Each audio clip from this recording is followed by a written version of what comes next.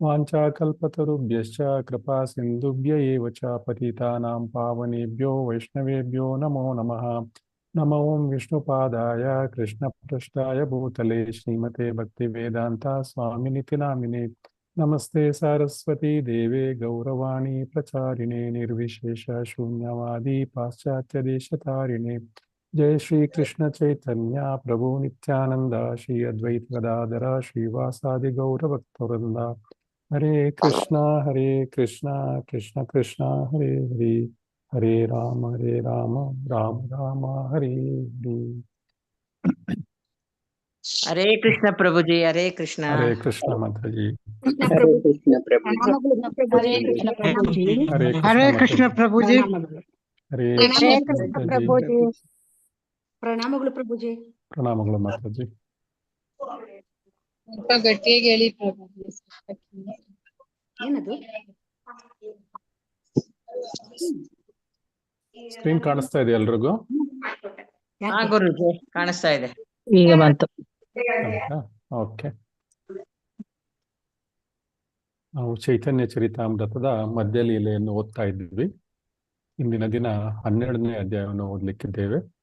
12ನೇ ಅಧ್ಯಾಯದ ಶೀರ್ಷಿಕೆ ಗುಂಡೀಚಾ ಮಂದಿರದ ಮಾರ್ಜನ. ಇದು ಗುಂಡೀಚಾ ಮಂದಿರದ ಭಗವಂತನ ಡಿಟೀಸ್ ಫೋಟೋ ಇದು, ಮತ್ತು ಇದು ಹೊರಗಡೆಯ ದರ್ಶನ, ಹೊರಗಡೆಯ ಒಂದು ಗುಂಡೀಚಾ ಮಂದಿರ, ಗುಂಡೀಚಾ ಟೆಂಪಲ್, ಅದರ ಒಂದು ಚಿತ್ರ, ಮತ್ತು ಒಳಗಡೆ ಭಗವಂತನ ದರ್ಶನ ಆಯಿತು. ಸೊ ಎಲ್ಲರೂ ಗುಂಡೀಚಾ ಭಗವಂತನ ದರ್ಶನ ಮಾಡಿಕೊಳ್ಳಿ. ಸೊ ನಂತರ ಈಗ ಮುಂದುವರ್ಸೋಣ. ಇಲ್ಲಿ ಶ್ರೀಲ ಭಕ್ತಿ ವಿನೋದ ಠಾಕೂರರು ಈ ಅಧ್ಯಾಯವನ್ನು ಈ ರೀತಿಯಾಗಿ ಸಂಕ್ಷೇಪಿಸ್ತಾರೆ, ಅಂದ್ರೆ ಸಾರಾಂಶದಲ್ಲಿ ಕೊಟ್ಟಿದ್ದಾರೆ. ಒರಿಸ್ಸಾದ ರಾಜನಾದ ಮಹಾರಾಜ ಪ್ರತಾಪರುದ್ರನು ಚೈತನ್ಯ ಮಹಾಪ್ರಭುಗಳ ದರ್ಶನವನ್ನು ಮಾಡಲಿಕ್ಕೆ ತುಂಬಾ ಪ್ರಯತ್ನ ಪಡ್ತಾನೆ. ಆದ್ರೆ ಚೈತನ್ಯ ಮಹಾಪ್ರಭುಗಳು ಮತ್ತು ಇತರ ಭಕ್ತರು ಕೂಡ ಈ ರಾಜನ ಈ ಬಯಕೆ ಏನಿದೆ ಅದರ ಬಗ್ಗೆ ಪ್ರಭುಗಳ ಹತ್ರ ಮಾತಾಡ್ತಾರೆ. ಆದ್ರೆ ಪ್ರಭುಗಳು ಅವರನ್ನು ಭೇಟಿ ಮಾಡ್ಲಿಕ್ಕೆ ಒಪ್ಪೋದಿಲ್ಲ. ಯಾಕೆ ಅಂದ್ರೆ ಪ್ರಭುಗಳು ಸನ್ಯಾಸಿಗಳಲ್ವಾ, ಸನ್ಯಾಸಿಗಳು ಈ ಯಾರು ರಾಜರು ಅಂತಹವರಂತ ಒಂದು ಆಡಂಬರದ ಜೀವನ ನಡೆಸುವ ವ್ಯಕ್ತಿಗಳ ಜೊತೆ ಅವರು ಹೋಗ್ಲಿಕ್ಕೆ ಇಷ್ಟಪಡೋದಿಲ್ಲ, ಅವರ ಮನೆಗಳಿಗೆಲ್ಲ ಹೋಗ್ಲಿಕ್ಕೆ ಇಷ್ಟಪಡೋದಿಲ್ಲ, ಸನ್ಯಾಸಿಗಳು ಹೋಗ್ಬಾರ್ದು. ಸೊ ಅದೇ ಆ ಕಾರಣವನ್ನು ಮುಂದಿಟ್ಕೊಂಡು ಚೈತನ್ಯ ಮಹಾಪ್ರಭುಗಳು ಅಲ್ಲಿಗೆ ಹೋಗ್ಲಿಕ್ಕೆ ಇಷ್ಟಪಡೋದಿಲ್ಲ. ಆ ಸಮಯದಲ್ಲಿ ಚೈತನ್ಯ ಪ್ರಭುಗಳು ಒಂದು ಪ್ಲಾನ್ ಹಾಕ್ತಾರೆ. ನಂತರ ಅಂದ್ರೆ ಪ್ರಭುಗಳ ಒಂದು ವಸ್ತ್ರವನ್ನು ರಾಜನಿಗೆ ಕಳಿಸುವುದು ಆ ರೀತಿಯಾಗಿ. ಸೊ ನಂತರ ಮಾರನೇ ದಿವಸ ರಾಯರು, ರಮಾನಂದ ರಾಯರ ಬಗ್ಗೆ ನಾವು ನೆನ್ನೆ ದಿವಸ ತಿಳ್ಕೊಂಡಿದ್ವಿ. ಸೊ ರಮಾನಂದ ರಾಯರು ರಾಜರನ್ನು ಭೇಟಿ ಮಾಡುವಂತೆ ಮತ್ತೆ ಚೈತನ್ಯ ಮಹಾಪ್ರಭುಗಳ ಹತ್ರ ಕೇಳ್ಕೊತಾರೆ. ಆದ್ರೆ ಚೈತನ್ಯ ಮಹಾಪ್ರಭುಗಳು ಅದು ಆಗೋದಿಲ್ಲ, ನೀವು ಬೇಕಾದ್ರೆ ಅವನ ಮಗನ ಕರ್ಕೊಂಬನ್ನಿ ಅಂತಾರೆ. ರಾಜನ ಮಗನನ್ನು ಕರ್ಕೊಂಡ್ಬರ್ತಾರೆ. ಸೊ ರಾಜನ ಮಗನು ವೈಷ್ಣವ ವೇಷದಲ್ಲಿ, ಅಂದ್ರೆ ವೈಷ್ಣವ ರೂಪದ, ವೈಷ್ಣವ ಒಂದು ವಸ್ತ್ರ ಬಟ್ಟೆಗಳನ್ನು ಧರಿಸಿಕೊಂಡು ಪ್ರಭುಗಳನ್ನ ಭೇಟಿ ಮಾಡ್ತಾನೆ, ವೈಷ್ಣವ ರೂಪದಲ್ಲಿ ಬರ್ತಾನೆ. ಸೊ ಇದು ಕೃಷ್ಣನ ಸ್ಮರಣೆಯನ್ನು, ಅವನು ತುಂಬಾ ಮುದ್ದಾದ ಕೃಷ್ಣನ ತರ ಕಾಣಿಸ್ತಾ ಇರ್ತಾರೆ ಚೈತನ್ಯ ಮಹಾಪ್ರಭುಗಳಿಗೆ. ಸೊ ಅದರಿಂದ ಚೈತನ್ಯ ಮಹಾಪ್ರಭುಗಳು ಅವರನ್ನು ಅಪ್ಪಿಕೊಂಡು ರಾಜ್ಕುಮಾರನ್ನು ಉದ್ಧರಿಸ್ತಾರೆ. ಸೊ ನಂತರ ರಾಜ್ಕುಮಾರ ಮನೆಗೆ ಹೋದ್ಮೇಲೆ, ಅಂದ್ರೆ ಇದಕ್ಕೆ ಅರಮನೆಗೆ ಹೋದ್ಮೇಲೆ ಇವರು ರಾಜ ಏನ್ ಮಾಡ್ತಾನೆ, ರಾಜರು ಕೂಡ ಆ ಮಗುವನ್ನು ಅಪ್ಪಿಕೊಂಡು ಭಗವಂತನನ್ನು ಅಪ್ಪಿಕೊಂಡಷ್ಟೇ ಸಂತೋಷವನ್ನು ಅನುಭವಿಸ್ತಾರೆ. ಇದರ ನಂತರ ರಥಯಾತ್ರೆಯ ಮುನ್ನ ಚೈತನ್ಯ ಮಹಾಪ್ರಭುಗಳು ಗುಂಡೀಚಾ ಮಂದಿರವನ್ನು ತೊಳಿತಾರೆ. ಸೊ ರಥಯಾತ್ರೆ ಸುಮಾರು ಜೂನ್ 15 ಆ ಸಮಯದಲ್ಲಿ ಆಗುತ್ತೆ. ಆ ಸಮಯ ಜೂನ್ ತಿಂಗಳಲ್ಲಿ ಆಗುತ್ತೆ, ತುಂಬಾ ಬಿಸಿಲಿರುತ್ತೆ. ಆ ತಿಂಗಳಲ್ಲಿ ಗುಂಡೀಚಾ ಮಂದಿರವನ್ನು ಚೈತನ್ಯ ಮಹಾಪ್ರಭುಗಳು ತೊಳಿತಾರೆ. ಅಂದ್ರೆ ಅಲ್ಲಿ ಅಲ್ಲಿ ಹೋಗ್ಲಿಕ್ಕೆ ಮುಂಚೆ, ರಥಯಾತ್ರೆಗೆ ಮುಂಚೆ. ನಂತರ ಇಂದ್ರದ್ಯುಮ್ನ ಸರೋವರದಲ್ಲಿ ಸ್ನಾನ ಮಾಡಿ ಹತ್ತಿರದ ತೋಟದಲ್ಲಿ ಪ್ರಸಾದವನ್ನು ಸ್ವೀಕರಿಸ್ತಾರೆ. ಮಾರ್ಜನದ ಸಮಯದಲ್ಲಿ ಒಬ್ಬ ಗೌಡಿಯ ವೈಷ್ಣವನು ಪ್ರಭುಗಳ ಪಾದಗಳನ್ನು ತೊಳೆದು ಆ ನೀರನ್ನು ಕುಡಿತಾನೆ. ನಂತರ ಪ್ರಭುಗಳ ಮಗ ಗೋಪಾಲನು ಕೀರ್ತನೆಯ ಸಮಯದಲ್ಲಿ ಪ್ರಜ್ಞೆ ತಪ್ಪಿ ಬಿದ್ದೋಗ್ತಾನೆ. ಒಂಥರ ಶವದ ತರನೇ ಬಿದ್ದೋಗ್ಬಿಡ್ತಾನೆ ಅವನು, ಅಂದ್ರೆ ಸ್ವಲ್ಪನೂ ಅವನ ಮೇಲೆ ಮೈ ಮೇಲೆ ಎಚ್ಚರ ಇರೋದಿಲ್ಲ. ಸೊ ನಂತರ ಆ ಚೈತನ್ಯ ಮಹಾಪ್ರಭುಗಳು ಅವನನ್ನು ಮೈ ಮುಟ್ಟಿ ಅವನನ್ನು ವಾಪಸ್ಸು ಪ್ರಜ್ಞೆಗೆ ಕರ್ಕೊಂಡ್ಬರ್ತಾರೆ. ಸೊ ಅದೇ ಜೊತೆಯಲ್ಲಿ ಈ ಪ್ರಸಾದ ತಗೊಳ್ಳುವ ಸಮಯದಲ್ಲಿ ನಿತ್ಯಾನಂದ ಪ್ರಭುಗಳು ಮತ್ತು ಅದ್ವೈತ ಪ್ರಭುಗಳ ನಡುವೆ ಅದ್ವೈತಾಚಾರ್ಯ ಪ್ರಭುಗಳ ನಡುವೆ ಹಾಸ್ಯಮಯವಾದ ಸಂಭಾಷಣೆ ನಡೆಯುತ್ತೆ. ಒಬ್ಬರ ಕಾಲಿಬ್ಬರು ಎಳೆದಾಡುವಂತಹ ಒಂದು ಅಂದ್ರೆ ಅವನ ಕಾಲು ಇವಲ್ಲಿ ಎಳೆಯೋದು, ಅಂದ್ರೆ ಫಿಸಿಕಲಿ ಎಳೆಯೋದಿಲ್ಲ, ಮಾತಿನಲ್ಲಿ ಕಾಲು ಎಳೆಯೋದು ಅಂತೀವಲ್ಲ ಆ ಥರ.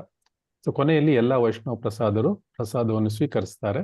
ನಂತರ ಪ್ರಭುಗಳು ಜಗನ್ನಾಥನ ದರ್ಶನವನ್ನು ಪಡೆದು ಆನಂದ ಪಡ್ತಾರೆ. ಈಗ ಇದನ್ನು ಕೂಡ 15 ಶ್ಲೋಕಗಳ ಒಂದು ಗುಂಪು ತರ ಮಾಡಿ ಅದರ ಒಂದು ಸಾರಾಂಶವನ್ನು ನಾನಿಲ್ಲಿ ಹಾಕಿದ್ದೇನೆ.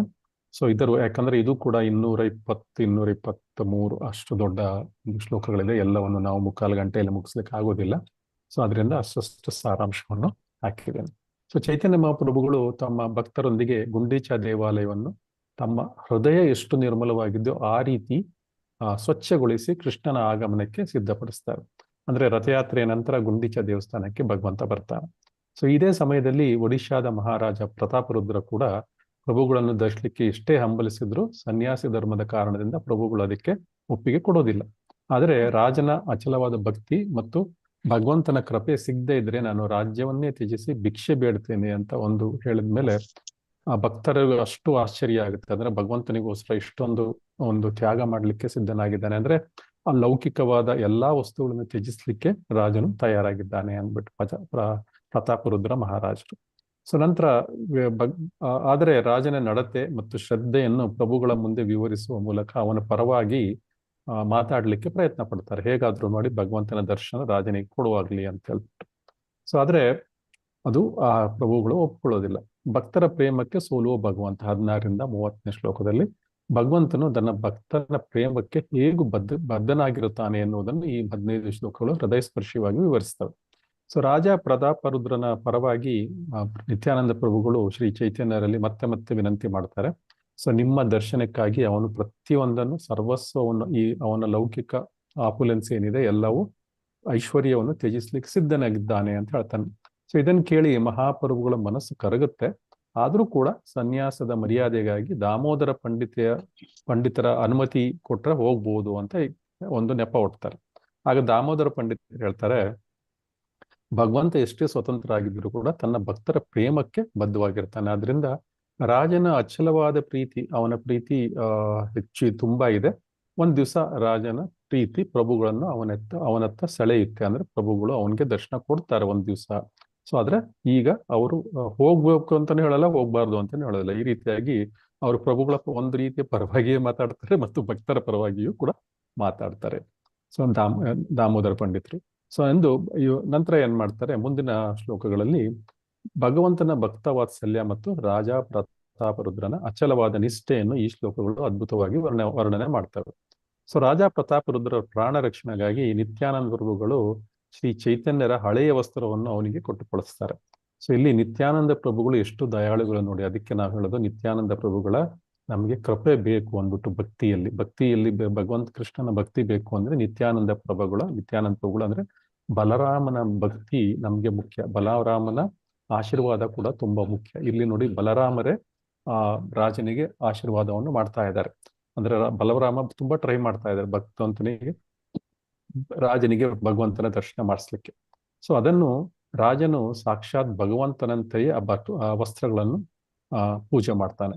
ಆಮೇಲೆ ಏನ್ ಮಾಡ್ತಾನೆ, ಶ್ರೀ ರಾಮಾನಂದ ರಾಯರು ತಮ್ಮ ಚಾತುರ್ಯದಿಂದ ರಾಜನ ಗಾಢವಾದ ಭಕ್ತಿಯನ್ನು ಚೈತನ್ಯ ಮಹಾಪ್ರಭುಗಳಿಗೆ ಇನ್ನಷ್ಟು ಮನವರಿಕೆ ಮಾಡಿಕೊಡ್ತಾರೆ. ಭಕ್ತರ ಈ ನಂತರದ ನಿರಂತರ ಶಿಫಾರಸು ಅಂದ್ರೆ ಇದು ಇನ್ಫ್ಲೂಯೆನ್ಸ್ ಮಾಡಿ ಎಲ್ರೂ ನಿರಂತರವಾಗಿ ಭಗವಂತನಿಗೆ ಹೇಳ್ತಾ ಇರ್ತಾರೆ ಪ್ರತಾಪರುದ್ರನ ಬಗ್ಗೆ. ಸೊ ನಂತರ ಮಹಾಪ್ರಭುಗಳು ಹೇಳ್ತಾರೆ, ನಂದು ಸನ್ಯಾಸಿ ಧರ್ಮ ಮತ್ತು ಇದು ಮಾಡ್ಲಿಕ್ಕೆ ಆಗುದಿಲ್ಲ ಅಂದ್ಬಿಟ್ಟು ಅನಂತರ ಸನ್ಯಾಸಿ ಧರ್ಮದ ಆದರ್ಶಕ್ಕಾಗಿ ಬದಲು ರಾಜನ ಪುತ್ರರಿಗೆ ಅವರು ಒಂದು ದರ್ಶನವನ್ನು ಕೊಡ್ತೀನಿ ಅಂತಾರೆ. ಸೊ ನಂತರ ಚೈತನ್ಯ ಮಹಾಪ್ರಭುಗಳು ರಾಜನ ಭೇಟಿಯನ್ನು ಆಗ್ಲೂ ಕೂಡ ನಿರಾಕರಿಸ್ತಾರೆ. ಸೊ ಅವರು ಲೋಕಾಪವಾದಕ್ಕೆ ಹೆದರ್ತಾರೆ. ಯಾಕಂದ್ರೆ ಅಂದ್ರೆ ಅವರು ಹೆದರೋದಂತಲ್ಲ, ಅಂದ್ರೆ ನಾವು ಸನ್ಯಾಸಿಗಳಾಗಿದ್ರೆ ಬ್ರಹ್ಮಚಾರಿಗಳಾಗಿದ್ರೆ ಹೇಗೆ ಇರಬೇಕು ಲೋಕದಲ್ಲಿ ಎನ್ನುವುದರ ಬಗ್ಗೆ ಪಾಠಗಳನ್ನು ನಮಗೆಲ್ಲ ಕಲಿಸ್ಕೊಡ್ತಾ ಇದ್ದಾರೆ. ಅಂದ್ರೆ ನಾವು ಐಶ್ವರ್ಯವಂತರ ಮನೆಗಳಿಗೆಲ್ಲ ಹೋಗ್ಬಾರ್ದು ಅಂತ ಹೇಳಿ ಅವರು ಹೇಳ್ತಾ ಇರೋದು. ಸೊ ಆದ್ರೆ ಭಕ್ತರ ಪ್ರೇಮವನ್ನು ಗೌರವಿಸ್ಲಿಕ್ಕೆ ಅವರು ಗೌರವ ಕೊಟ್ಟೆ ಕೊಡ್ತಾರಲ್ವ ಅವರು. ಅದರಿಂದ ಮಗನು ಕೂಡ ತಂದೆಯ ಪ್ರತಿನಿಧಿನೇ. ಅದನ್ನ ಮಗನ ಕರ್ಕೊಂಬನ್ನಿ, ಅವನನ್ನು ಒಪ್ತೀನಿ, ಅವನನ್ನು ಭೇಟಿ ಮಾಡ್ತೀನಿ ಅಂತಾರೆ. ಸೊ ನಂತರ ಅವನು ತುಂಬಾ ಸುಂದರವಾಗಿರ್ತಾನೆ ರಾಜ್ಕುಮಾರ, ಜೊತೆಗೆ ವೈಷ್ಣವ ಒಂದು ಉಡುಗೆ ತೊಡುಗೆಯಲ್ಲಿರ್ತಾನೆ. ಸೊ ನಂತರ ಪ್ರಭುಗಳು ಅತ್ಯಂತ ಆನಂದ ಭರಿತರಾಗಿ ಅವನನ್ನು ಅಪ್ಪಿಕೊಳ್ತಾರೆ. ನಂತರ ಈ ಮೂಲಕ ರಾಜನ ಮೇಲೆ ತಮ್ಮ ಕೃಪೆಯನ್ನು ಪರೋಕ್ಷವಾಗಿ ತೋರಿಸ್ತಾರೆ. ಸೊ ಆಮೇಲೆ ರಾಜ ಏನ್ ಮಾಡ್ತಾನೆ, ಮಗು ಅರಮನೆಗೆ ವಾಪಸ್ ಬಂದ ತಕ್ಷಣ ಅವನನ್ನು ಆಲಂಗಿಸಿ ಭಗವಂತನನ್ನು ಆಲಂಗಿಸಿದಷ್ಟೇ ಸಂತೋಷವನ್ನು ಅವರು ಅನುಭವಿಸ್ತಾರೆ. ಸೊ ಇದು ಕೂಡ ಭಗವಂತನ ಕೃಪೆ ಒನ್ಲಿ. ಆಮೇಲೆ ಮುಂದಿನ ಶ್ಲೋಕಗಳಲ್ಲಿ ರಾಜ್ಕುಮಾರನ ಮೇಲೆ ಭಗವಂತನ ಕೃಪೆ ಮತ್ತು ಗುಂಡೀಚ ಮಾರ್ಜನದ ಸಿದ್ಧತೆ. ಚೈತನ್ಯ ಮಹಾಪ್ರಭುಗಳು ದಿವ್ಯ ಆಲಿಂಗದಿಂದ ರಾಜ್ಕುಮಾರನು ಕೃಷ್ಣ ಪ್ರೇಮದಲ್ಲಿ ತುಂಬಾ ಮಿಂದೇಳ್ತಾನೆ. ನಂತರ ಮಗನನ್ನು ಆಲಿಂಗಿಸುವ ಮೂಲಕ ರಾಜ ಪ್ರತಾಪರುದ್ರನಿಗೂ ಕೂಡ ಭಗವಂತನ ಕೃಪೆ ಲಭಿಸುತ್ತೆ.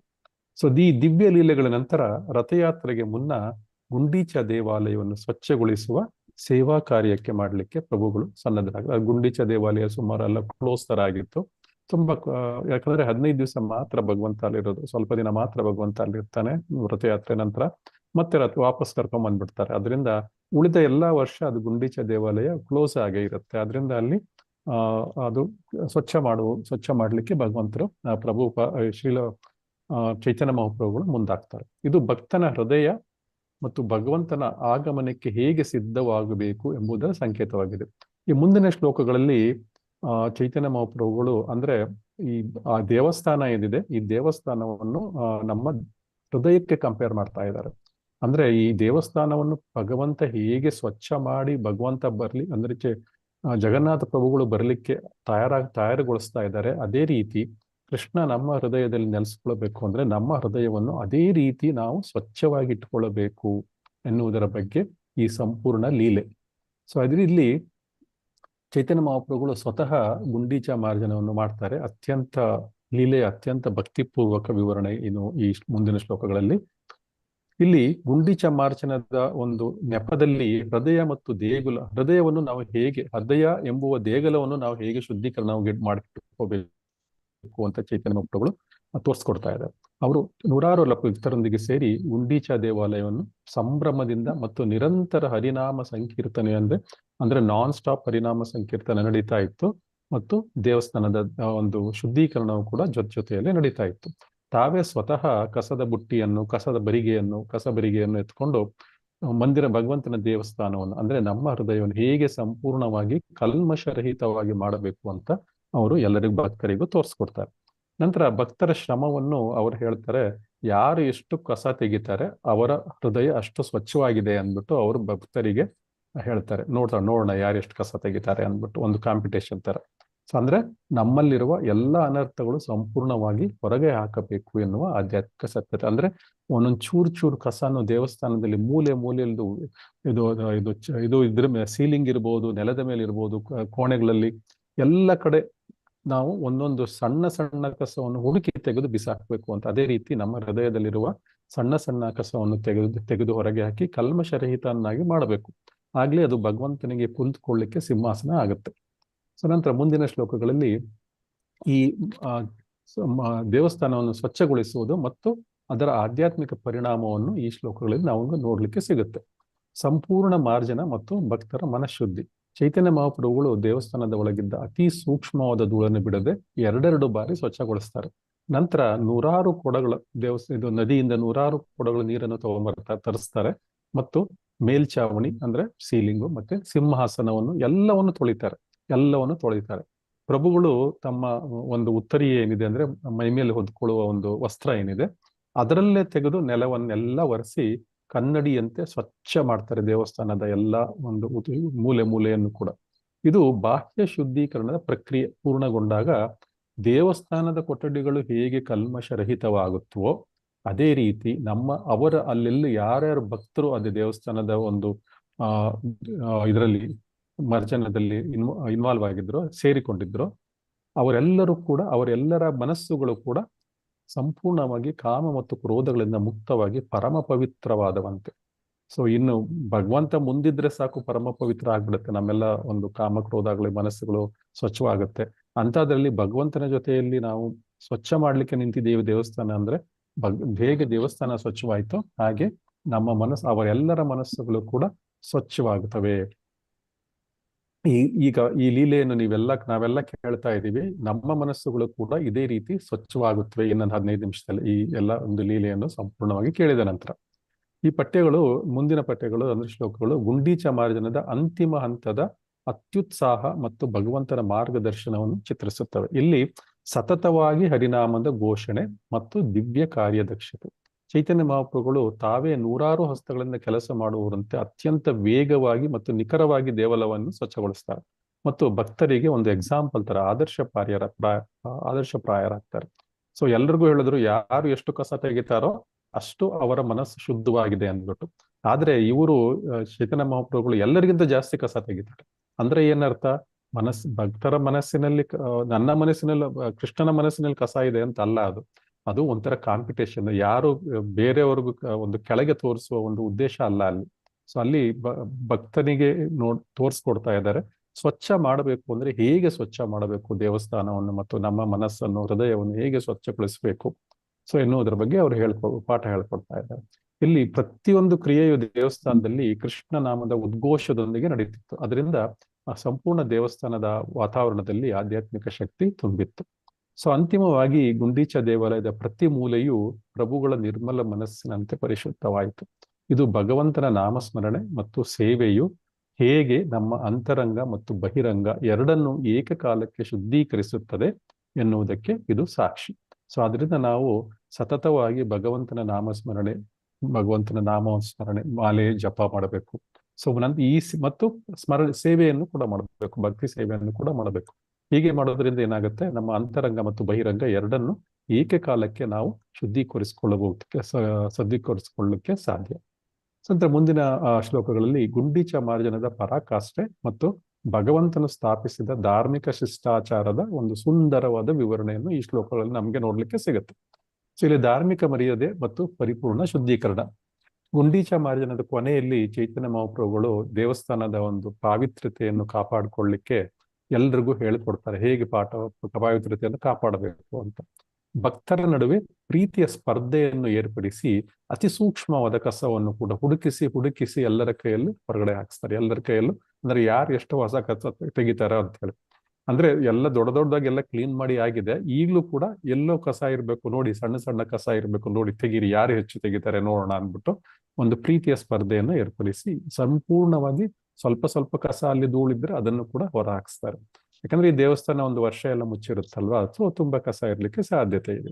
ಸೊ ನೂರಾರು ಕೊಡಗಳ ನೀರು ನದಿಗಳಂತೆ ಹರಿದು ಬಂದಾಗ ದೇವಸ್ಥಾನದ ಒಳ ಮತ್ತು ಹೊರಗೆ ಎರಡೂ ನಿರ್ಮಲವಾಯಿತು. ಈ ಲೀಲೆ ನಮ್ಮ ಅಂತರಂಗದ ಅಹಂಕಾರದ ಕಸವನ್ನು ಸಂಪೂರ್ಣವಾಗಿ ತೊಳೆದಾಗ ಮಾತ್ರ ಭಗವಂತ ಆ ಹೃದಯದಲ್ಲಿ ನಿಲ್ಲಿಸ್ಲಿಕ್ಕೆ ಯೋಗ್ಯವಾದ ದೇವಸ್ಥಾನ ಆಗುತ್ತೆ ಅಥವಾ ಗುಂಡೀಚ ಮಂದಿರವಾಗುತ್ತೆ ಅನ್ನೋದನ್ನು ಸಾಬೀತುಪಡಿಸ್ತಾ ಇದೆ.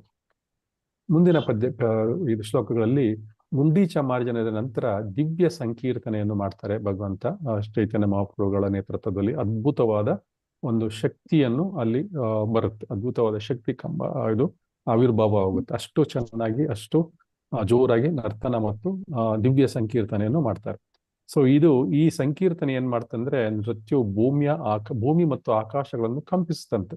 ಅಂದ್ರೆ ಈ ಶ್ಲೋಕಗಳಲ್ಲಿ ಹೇಳಿದ್ದಾರೆ, ಅಂದ್ರೆ ಎಲ್ಲ 14 ಲೋಕಗಳೇನಿದೆ, ಈ ಬ್ರಹ್ಮಾಂಡದ 14 ಲೋಕಗಳು, ಊರ್ಧ್ವ ಲೋಕಗಳು, ಮಧ್ಯ ಲೋಕಗಳು, ಕೊನೆ ಮತ್ತೆ ಕೆಳಲೋಕಗಳು, ಎಲ್ಲಾ ಲೋಕಗಳಲ್ಲೂ ಕೂಡ ಈ ಮೃತ ಸಂಜೀವಿನಿ ಮತ್ತು ಸಂಕೀರ್ತನ ನೃತ್ಯದ ಏನಿದೆ, ಸಂಕೀರ್ತನ ನೃತ್ಯದ ಒಂದು ಮಾರ್ಜವ ಏನಿದೆ, ಇದು ಅಷ್ಟು ಜೋರಾಗಿ, ಅಷ್ಟು ಭೀಕರವಾದ ಸಂಕೀರ್ತನೆ ನಡೀತಂತೆ. ಸೊ ಆ ಸಮಯದಲ್ಲಿ ಭಕ್ತಿಪರವಶನಾಗಿ ಪ್ರಾಣ ಕಳೆದುಕೊಂಡಂತೆ ಬಿದ್ದಿದ್ದ ಅದ್ವೈಚಾರ್ಯರ ಪುತ್ರರನ್ನು ಅಂದ್ರೆ ಗೋಪಾಲನನ್ನು ಮಹಾಪ್ರಭುಗಳು ತಮ್ಮ ಸ್ಪರ್ಶ ಮಾಡಿ ಅವರನ್ನು ಮತ್ತು ದಿವ್ಯವಾಣಿಯಿಂದ ಅವನನ್ನು ಜೀವನಕ್ಕೆ ವಾಪಸ್ ತರ್ತಾರೆ. ಸೊ ಈ ಘಟನೆಯಿಂದ ಭಕ್ತರಿಗೆಲ್ಲ ಒಂದು ಕನ್ಫರ್ಮ್ ಆಗುತ್ತೆ, ನಾಮ ಮತ್ತು ಸ್ಪರ್ಶ, ಭಗವಂತನ ನಾಮ ಮತ್ತು ಭಗವಂತನ ಸ್ಪರ್ಶ ಎಂತಹ ಮೃತರನ್ನು ಬದುಕಿಸುವ ಶಕ್ತಿ ಇದೆ ಅಂತ ಹೇಳಲಿಕ್ಕೆ ಸಾಧ್ಯ. ಸೊ ಅಂದ್ರೆ ಭಗವಂತನ ಕೇವಲ ನಾಮ ಒಂದು ಶ್ರವಣದಿಂದಲೇ ನಮ್ಮನ್ನು ಮೃತ್ಯುವಿಂದ ಬದುಕಿಸುವ ಶಕ್ತಿ ಇದೆ ಅಂತ ಅವರು ವೈಭವವನ್ನು, ನಾಮ ಮತ್ತು ಸ್ಪರ್ಶ ಅವರ ವೈಭವವನ್ನು ಹೇಳ್ತಾ ಇದ್ದಾರೆ. ಸೊ ಈ ಮುಂದಿನ ಶ್ಲೋಕಗಳಲ್ಲಿ ಗುಂಡೀಚ ಮಾರ್ಜನದ ನಂತರದ ದಿವ್ಯ ಭೋಜನ ಮತ್ತು ಹರಿದಾಸ ಠಾಕೂರರ ಅಪಾರವಾದ ನಮ್ರತೆಯನ್ನು ತಿಳಿಸುತ್ತೆ. ಉದ್ಯಾನದಲ್ಲಿ ದಿವ್ಯ ಮಹಾಪ್ರಸಾದ ಭೋಜನ ಆಗುತ್ತೆ. ದೇವಾಲಯದ ಉದ್ಯಾನದಲ್ಲಿ 500ಕ್ಕೂ ಹೆಚ್ಚು ಭಕ್ತರಂಗೆ ದೇವಾಲಯದ ಉದ್ಯಾನದಲ್ಲಿ ಕುಳಿತು ಜಗನ್ನಾಥನ ಮಹಾಪ್ರಸಾದವನ್ನು ಸ್ವೀಕರಿಸ್ತಾರೆ. ಮತ್ತು ಹರಿದಾಸ ಠಾಕೂರರು ನಮ್ರತೆಯಿಂದ ಈ ಸಭೆಯಲ್ಲಿ ಎದ್ದು ಕಾಣುತ್ತಾರೆ. ಅಂದ್ರೆ ಎಲ್ಲ ಕಡೆ ಅವರು ತಮ್ಮ ಅವ್ರ ನಮ್ರತೆ ಎದ್ದು ಕಾಣಿಸ್ತಾ ಇರ್ತದೆ ಎಲ್ರಿಗೂ. ನಂತರ ಭಕ್ತರ ಸಾಲಿನಲ್ಲಿ ಬಡಿಸುತ್ತ ಪ್ರಸಾದ ಮತ್ತು ಹರಿನಾಮದ ಘೋಷಣೆ ಪ್ರಭುಗಳಿಗೆ ದ್ವಾಪರ ಯುಗದ ಕೃಷ್ಣನ ವನಭೋಜನದ ನೆನಪನ್ನು ತಂದಿತ್ತಂತೆ. ಅಂದ್ರೆ ದ್ವಾಪರ ಯುಗದಲ್ಲಿ ಕೃಷ್ಣ ವೃಂದಾವನದಲ್ಲಿ ಏನು ವನಭೋಜನವನ್ನು ಮಾಡ್ತಾ ಇದ್ದ ತನ್ನ ಗೋಪ ಬಾಲಕರೊಂದಿಗೆ, ಅದರ ನೆನಪನ್ನು ಅವರಿಗೆ ತಂದು ಕೊಡ್ತಂತೆ ಭಗವಂತನಿಗೆ, ಚೈತನ್ಯ ಮಹಾಪ್ರಭುಗಳಿಗೆ. ನಂತರ ಚೈತನ್ಯ ಮಹಾಪ್ರಭುಗಳು ಮತ್ತು ಅವರ ಭಕ್ತರ ನಡುವಿನ ಮಧುರವಾದ ಪ್ರೇಮ ಮತ್ತು ಪ್ರಸಾದ ವಿತರಣೆಯನ್ನು ಈ ಮುಂದಿನ ಶ್ಲೋಕಗಳು ವಿವರಿಸ್ತವೆ. ಭಕ್ತ ಮತ್ತು ಭಗವಂತನ ಮಧುರ ಬಾಂಧವ್ಯದ ಭೋಜನ. ಚೈತನ್ಯ ಮಹಾಪ್ರಭುಗಳು ತಮಗೆ ಕೇವಲ ಸ್ವಲ್ಪ ಆಹಾರ ಸಾಕು, ಸಾಧಾರಣ ಆಹಾರ ಸಾಕು. ಅವ್ರು ಯಾವಾಗ್ಲೂ ಹೇಗೆ ಹೇಳ್ತಾರೆ, ಯಾಕಂದ್ರೆ ಸನ್ಯಾಸಿಗಳು ಅಲ್ವಾ, ಸೊ ಅವರು ಸ್ವಲ್ಪ ಸಾಧಾರಣ ಆಹಾರ ಬೇಕು ಅಂತ ಹೇಳ್ತಾರೆ. ಆದ್ರೆ ಜಗನ್ನಾನಂದ ಮತ್ತು ಸ್ವರೂಪ ದಾಮೋದರ್ ಅಂತ ಭಕ್ತರಿಗೆ ಗೊತ್ತು ಭಗವಂತನಿಗೆ ಏನು ಕೊಡಬೇಕು ಅಂದ್ಬಿಟ್ಟು. ಅವರು ಚಪ್ಪನ್ ಭೋಗ್ ಅಂತ ಹೇಳ್ತಾರೆ, 56 ಡಿಫ್ರೆಂಟ್ ವೆರೈಟೀಸ್ ಆಫ್ ಭೋಜನಗಳು. ಅಂತಹ ಅತ್ಯುತ್ತಮವಾದ ಪ್ರಸಾದವನ್ನು ಪ್ರಭುಗಳಿಗೆ ಅವರು ಬಡಿಸ್ತಾರೆ. ಸೊ ನಂತರ ಭಗವಂತನ ಭಕ್ತರ ಪ್ರೀತಿಯ ಹಠಕ್ಕೆ ಮನಸೋತು ಪ್ರಸಾದ ಸ್ವೀಕರಿಸ್ತಾನೆ. ಅದನ್ನು ಕಂಡು ಸಾರ್ವಭೌಮ ಭಟ್ಟಾಚಾರ್ಯ ಏನ್ ಹೇಳ್ತಾರೆ ಅಂದ್ರೆ, ಕೇವಲ ಭಕ್ತಿಯಿಂದ ನೀಡಿದ ಆಹಾರವನ್ನಷ್ಟೇ ಭಗವಂತ ಸ್ವೀಕರಿಸುವುದಿಲ್ಲ, ಅದ್ರ ಜೊತೆಗೆ ಭಕ್ತರ ಪ್ರೀತಿಯ ಹಠವನ್ನು ಕೂಡ ಆನಂದದಿಂದ ಸ್ವೀಕರಿಸ್ತಾನೆ ಅಂತ ಅವರು ಹೇಳ್ತಾರೆ.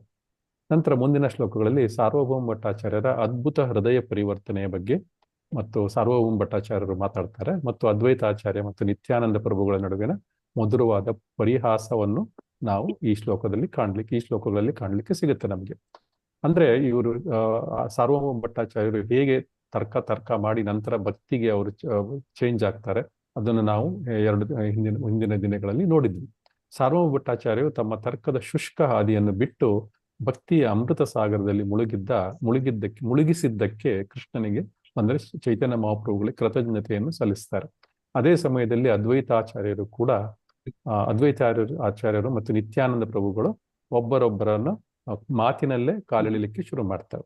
ಮಾತಿನಲ್ಲೇ ಪ್ರೀತಿಯಿಂದ ಕಾಲಿಳಿತಾರೆ. ಸಂವಾದ ಭಕ್ತರ ನಡುವಿನ ಮಧುರವಾದ ಪ್ರೇಮವನ್ನು ಎತ್ತಿ ತೋರಿಸುತ್ತೆ. ಈ ಲೀಲೆಯಲ್ಲಿ ಭಗವಂತನ ಸಾನ್ನಿಧ್ಯದಲ್ಲಿ ತರ್ಕವು ಮರೆಯಾಗಿ ಕೇವಲ ದಿವ್ಯಾನಂದ ಮತ್ತು ಹಾಸ್ಯ ಹೇಗೆ ಉಳಿಯುತ್ತೆ ಅಂತ ಈ ಶ್ಲೋಕಗಳಲ್ಲಿ ನಾವು ತಿಳ್ಕೋಬಹುದು. ಮುಂದಿನ ಶ್ಲೋಕಗಳಲ್ಲಿ ಗುಂಡೀಚಾ ಮಾರ್ಜನದ ನಂತರ ದಿವ್ಯ ಭೋಜನದ ಮುಕ್ತಾಯ ಮತ್ತು ಬಹುದಿನಗಳ ನಂತರ ಜಗನ್ನಾಥನ ದರ್ಶನ ಪಡೆದ ಭಕ್ತರ ಆನಂದವನ್ನು ವರ್ಣಿಸುತ್ತೆ. ಇಲ್ಲಿ ಅಮೃತಮಯ ಪ್ರಸಾದ ಮತ್ತು ಜಗನ್ನಾಥನ ನೇತ್ರೋತ್ಸವ. ಈ ಗುಂಡೀಚಾ ಮಾರ್ಜನದ ನಂತರ ಏನಾಗುತ್ತೆ, ನಂತರದ ಅಮೃತಮಯ ಭೋಜನವು ಭಕ್ತರ ಹರಿನಾಮದ ಘೋಷಣೆಗೆ ಮುಕ್ತಾಯವಾಯಿತು. ಮಾರನೇ ದಿವಸ ನೇತ್ರೋತ್ಸವ ಅಂತ ನಡೆಯುತ್ತೆ. ಅಂದ್ರೆ ಜಗನ್ನಾಥನ ಒಂದು ದೇವಸ್ಥಾನದಲ್ಲಿ ನೇತ್ರೋತ್ಸವ ಅಂತ ನಡೆಯುತ್ತೆ. ಆ ನೇತ್ರೋತ್ಸವದಲ್ಲಿ ಏನಾಗುತ್ತೆ ಅಂದ್ರೆ, ಈ ಜಗನ್ನಾಥನಿಗೆ ಇದು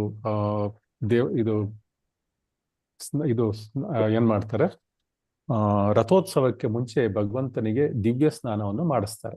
ಸೊ 15 ದಿನಗಳ ಮುಂಚೆ ದಿವ್ಯ ಸ್ನಾನವನ್ನು ರಥಯಾತ್ರೆಗೆ ಮುಂಚೆ 15 ದಿನಗಳ ಕಾಲ ದಿವ್ಯ ಸ್ನಾನವನ್ನು ಮಾಡಿಸ್ತಾರೆ.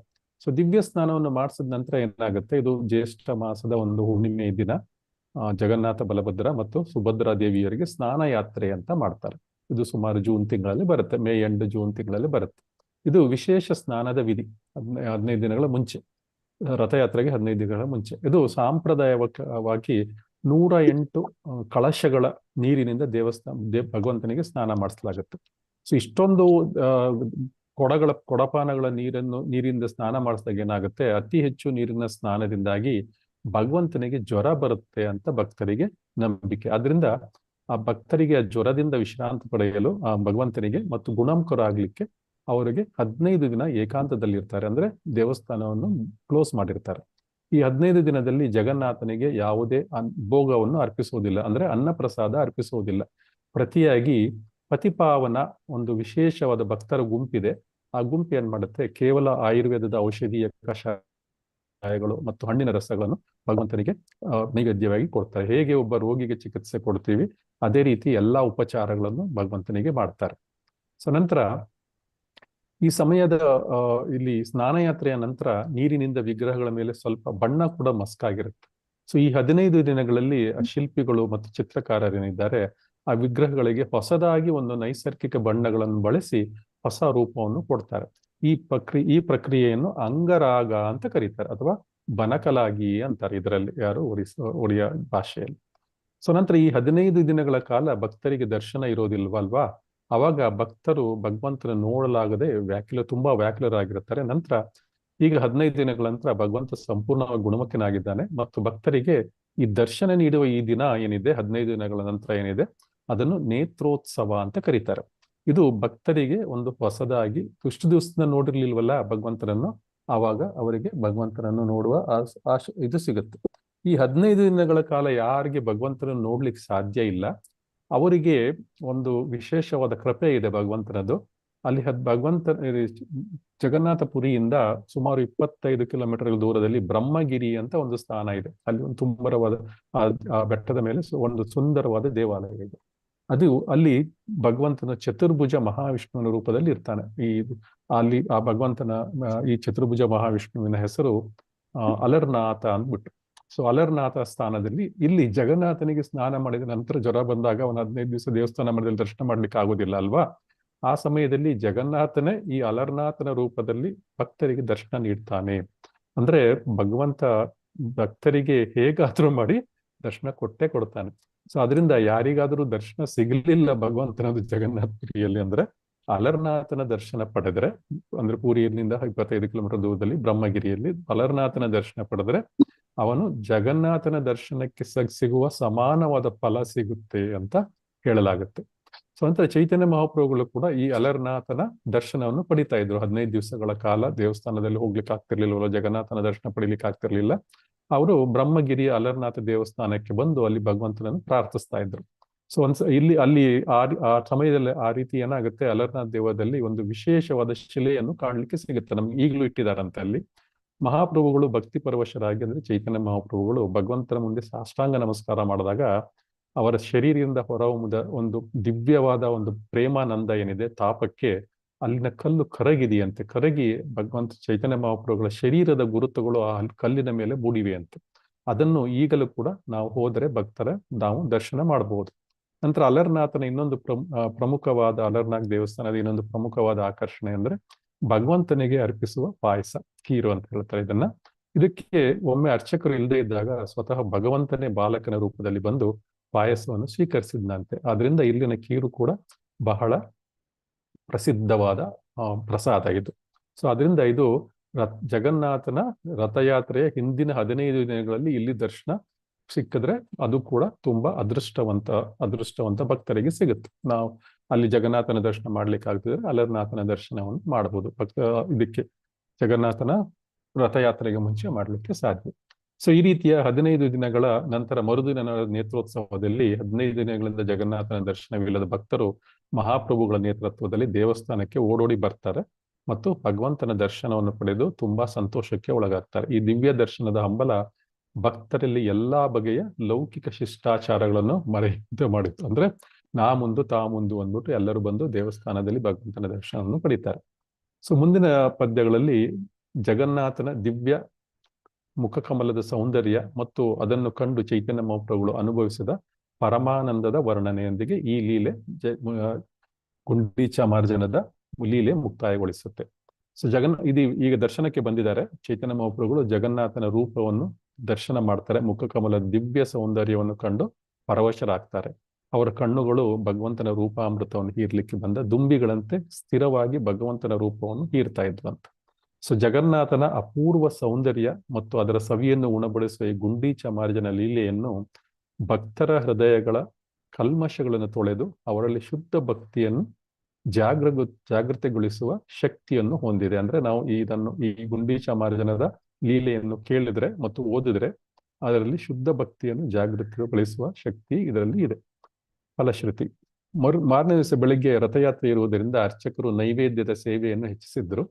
ಲೇಖಕರಾದ ಕೃಷ್ಣದಾಸ್ ಕವಿರಾಜ ಗೋಸ್ವಾಮಿಗಳು ಹೀಗೆಂದು ಮುಕ್ತಾಯಗೊಳಿಸುತ್ತಾರೆ. ಗುಂಡೀಚಾಮಾರ್ಜನದ ಈ ಲೀಲೆಯನ್ನು ಯಾರು ಕೇಳುತ್ತಾರೋ ಅಥವಾ ಓದುತ್ತಾರೋ ಅಂತಹ ಪಾಪಿಗಳಲ್ಲೂ ಸಹ ಕೃಷ್ಣ ಪ್ರಜ್ಞೆಯು ಜಾಗೃತವಾಗುತ್ತೆ ಅಂತ ಹೇಳಿ.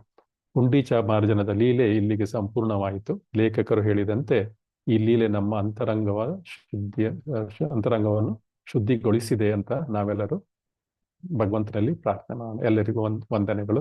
ವಾಂಛಾಕಲ್ಪತರುಭ್ಯಶ್ಚ ಕೃಪಾ ಸಿಂಧುಭ್ಯೇವ ಚ ಪತಿತಾನಾಂ ಪಾವನೇಭ್ಯೋ ವೈಷ್ಣವೇಭ್ಯೋ ನಮೋ ನಮಃ.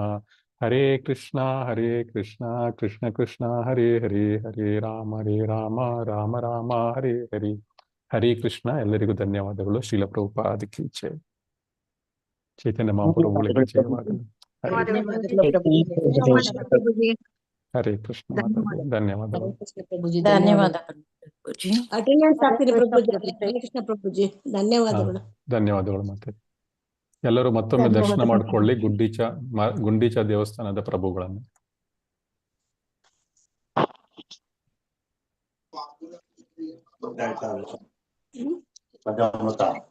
ತಿಂದೆ ನಾನು.